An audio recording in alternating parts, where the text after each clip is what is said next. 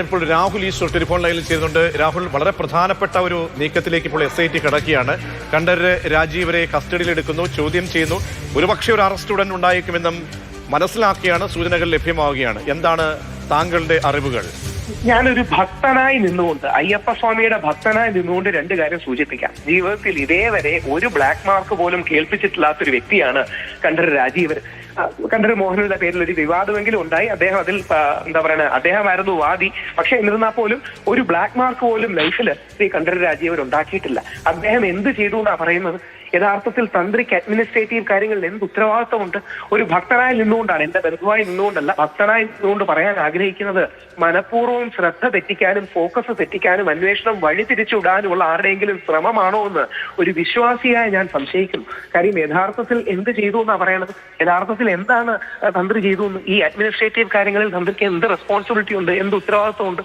അപ്പം യഥാർത്ഥത്തിൽ ഇത് മനഃപൂർവ്വം ഫോക്കസ് തെറ്റിക്കാനുള്ള ഒരു ശ്രമമല്ലേ എന്നും, രണ്ട്, അഡ്മിനിസ്ട്രേറ്റീവ് വീഴ്ച മറച്ചു വെക്കാനുള്ള ശ്രമമല്ലേ എന്ന് നോക്കുകയാണ്. പെട്ടെന്ന് ഒരു കാര്യം കൂടെ പറഞ്ഞോട്ടെ. 9ഓളം ഇടക്കാല വിധിന്യായങ്ങളുണ്ട്. ഒന്നിൽ പോലും തന്ത്രിക്ക് എതിരെ ഒരു പരാമർശം ബഹുമാനപ്പെട്ട ഹൈക്കോടതി നടത്തുന്നില്ല. 2 ദിവസം മുമ്പ് കൂടി വന്ന വാർത്ത എന്ന് പറഞ്ഞാൽ ശ്രീ പത്മകുമാറിന്റെ വാദം തെറ്റാണെന്നും തന്ത്രിക്ക് അതിന് ഉത്തരവാദിത്വം ഇല്ലാന്നുമുള്ള വാദങ്ങളാണ് നമ്മൾ കേട്ടിട്ടുള്ളത്. അപ്പൊ ഇപ്പൊ എന്ത് ചെയ്തു എന്നാ പറയണേ? SIT തന്ത്രി എന്താ ചെയ്തത്? തന്ത്രി എന്തെങ്കിലും കൊണ്ടുപോയി വെച്ചോ? ഉണ്ണികൃഷ്ണൻ പോറ്റി എത്രയോ പേർക്കറിയാം. ഉണ്ണികൃഷ്ണൻ പോറ്റി ആരുടെയെങ്കിലും കല്യാണത്തിൽ വന്നാൽ അവരെല്ലാം കുറ്റക്കാരാവും. അപ്പൊ യഥാർത്ഥത്തിൽ തന്ത്രിമാരെല്ലാം സോഫ്റ്റ് ടാർഗറ്റ്സ് ആണ്. അവരെ ആക്രമിക്കാനും അവരെ മോശവൽക്കരിക്കാനും പറഞ്ഞാൽ എതിർക്കാൻ വളരെ കുറച്ച് ആൾക്കാരെ ഉണ്ടാവും. തന്ത്രിയെ യഥാർത്ഥത്തിൽ കുടുക്കി വേറെ ആരെങ്കിലും രക്ഷിക്കാനുള്ള ശ്രമമാണോ എന്ന് സംശയിക്കേണ്ടിയിരിക്കുന്നു. രണ്ട്, മീഡിയ പറയുന്ന പോലെ ആണോ എന്ന് എനിക്കറിയില്ല. പക്ഷേ നമ്മളിപ്പോൾ എന്താണ്, തന്ത്രി തെറ്റുകാരനോ കുറ്റക്കാരനല്ല എന്ന് പറയാൻ പറ്റുന്ന ഒരു ഘട്ടമല്ല. പക്ഷെ അതിന് അന്വേഷണ ഏജൻസിയാണ് ചെയ്യേണ്ടത്. പക്ഷെ ഒരു അറസ്റ്റിലേക്ക് പോകേണ്ട ഒരു ഇലമെന്റ് ഉണ്ട് എന്ന് പറയുമ്പോൾ അത് വളരെ ഗൗരവമേറിയത് ആണ്. കാരണം എന്താണ്, ഇത് കോടതിയുടെ മോണിറ്ററിംഗിലുള്ള ഒരു കേസാണ്. ആ കേസിലേക്ക് പോകുമ്പോൾ തന്ത്രി എന്ന് പറയുമ്പോൾ ശബരിമലയിലെ പരമാധികാരിയാണ്. പരമപ്രധാനമായിട്ടുള്ള തീരുമാനങ്ങൾ അന്തിമമായിട്ട് ദൈവിക കാര്യങ്ങൾ എടുക്കേണ്ട ഒരു വ്യക്തിയാണ്. ആ ഒരു വ്യക്തി ഒരു അറസ്റ്റിന്റെ വക്കിലേക്ക് അല്ലെങ്കിൽ അറസ്റ്റിന്റെ ഒരു സാഹചര്യത്തിലേക്ക് പോകുമ്പോൾ ഒന്നും കാണാതെ അന്വേഷണ ഏജൻസിക്ക് അങ്ങനെ ചെയ്യാൻ കഴിയില്ലല്ലോ. അപ്പോൾ എന്തൊക്കെയോ ഒരു ഇലമെന്റ് SITക്ക് മുൻപാകെ ഉണ്ടായിരിക്കണമല്ലോ. ഏറ്റവും ബഹുമാനിച്ചുകൊണ്ട് തന്നെ ഒരു കാര്യം ചൂണ്ടിക്കാട്ടാം. ഒന്നും കാണാതെയല്ലേ നമ്മുടെ നാട്ടിൽ ചാരക്കേസ് ഉണ്ടായത്? ഒന്നും കാണാതെയല്ലേ ശ്രീ ദിലീപിനെ കേസിൽ കുടുക്കിയത്? ഇപ്പം കോടതി വിധി വന്നില്ലേ? അപ്പോൾ തന്ത്രിയെ യഥാർത്ഥത്തിൽ കുടുക്കുകയും അതുവഴി ബാക്കി ആരെയെങ്കിലും രക്ഷപ്പെടാൻ ശ്രമിക്കാനുള്ള അവസരം ഉണ്ടാക്കുകയും ചെയ്യാനാണോ എന്ന് സംശയിക്കേണ്ടിയിരിക്കുന്നു. അങ്ങനെയാണെന്ന് ഞാൻ പറഞ്ഞില്ല. ഞാനിപ്പോഴാണ് ഈ വാർത്ത അറിയുന്നത്. എന്റെ അടക്കം നമുക്ക് പരിചയമുള്ള ആരോടും ഞാൻ സംസാരിച്ചിട്ടില്ല. പക്ഷെ രണ്ട് കാര്യം ശ്രദ്ധിക്കണം. കോടതി വിധിയിൽ ഒരു പരാമർശം പോലും തന്ത്രിക്കെതിരെ ഇല്ല. ആ 9 ഇടക്കാല വിധിന്യായങ്ങൾ ഞാൻ വായിച്ചതാണ്. ഇതുവരെ ലഭ്യമായ കാര്യത്തിൽ തന്ത്രിക്ക് ഒരു മണി ട്രെയിലോ തന്ത്രിക്ക് എന്തെങ്കിലും ബെനിഫിറ്റ് ഉണ്ടോ തുടങ്ങിയ കാര്യങ്ങൾ വന്നിട്ടില്ല. ഇനി SIT മൊഴി എടുക്കണോ എന്നറിയില്ല. ചോദ്യം ശ്രീ രാഹുൽ ഈശ്വർ, ഇപ്പോൾ നമുക്ക് നോക്കൂ, ഒരു കൂട്ടം ഉദ്യോഗസ്ഥർ അറസ്റ്റിലായിട്ടുണ്ട്. അവിടെ ബോർഡിന്റെ മുൻ പ്രസിഡന്റ്, ഒരു അംഗം, 2 മുൻ പ്രസിഡന്റുമാർ ഉൾപ്പെടെയുള്ളവരാണ് ഇപ്പോൾ അറസ്റ്റ് ചെയ്യപ്പെട്ട് റിമാൻഡിൽ കഴിയുന്നത്. അപ്പോൾ അവരുടെയൊക്കെ ഉത്തരവാദിത്തം വളരെ പ്രധാനപ്പെട്ടതായിരുന്നു. ശബരിമലയിലെ സ്വർണ്ണപ്പാളികൾ ചെമ്പപാളികളാക്കി കൊടുത്തു വിടുമ്പോൾ ഉണ്ടാകുന്ന അവരുടെ റോള്, അപ്പോൾ അവിടെയാണ് തന്ത്രിയുടെ റോൾ, പരമപ്രധാനിയായിട്ടുള്ള തന്ത്രിയുടെ ഉത്തരവാദിത്തം. അത് വളരെ പ്രധാനപ്പെട്ട ഒന്നല്ലേ? കാര്യം അഡ്മിനിസ്ട്രേറ്റീവ് ഡിസിഷനാണ്.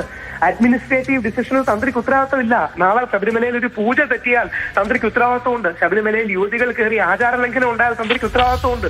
എന്താ ചെയ്യാൻ കഴിയുക? തന്ത്രിക്ക് യഥാർത്ഥത്തിൽ എന്ത് ഉത്തരവാദിത്തമുണ്ട്? അഡ്മിനിസ്ട്രേറ്റീവായ ഒരു പരാജയം സംഭവിച്ചു എന്ന് പറഞ്ഞാൽ തന്ത്രിക്ക് അതിന് എന്ത് ഉത്തരവാദിത്തം ഉണ്ടെന്നാണ് പറയാൻ കഴിയുക? നാളെ പൂജയ്ക്ക് എന്തെങ്കിലും പ്രശ്നം പറ്റിയാൽ ദേവസ്വം ബോർഡിന്റെ ആൾക്കാരെ അറസ്റ്റ് ചെയ്യാൻ പറ്റുമോ?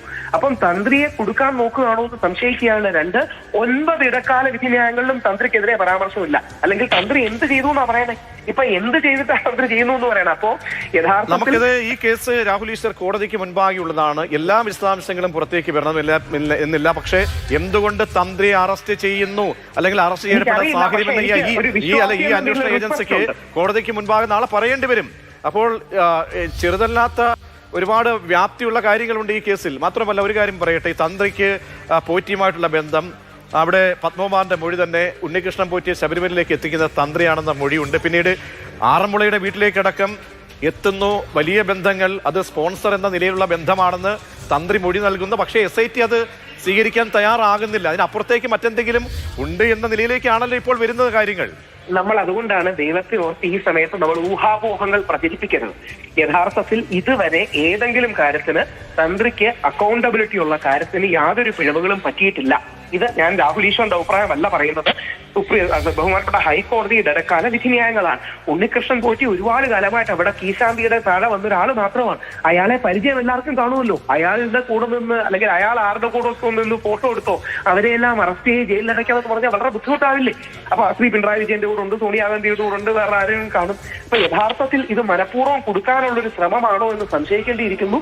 ശബരിമല തന്ത്രി എന്ന് പറഞ്ഞാൽ ഹിന്ദുക്കൾക്ക് അത്ര പ്രധാനപ്പെട്ട ഒരാളാണ്, ഗുരുവായൂർ പോലെ തന്നെ. അപ്പൊ അതുകൊണ്ട് തീർച്ചയായിട്ടും അവധാനതയോടുകൂടി പോകണമെന്നാണ് അഭ്യർത്ഥന.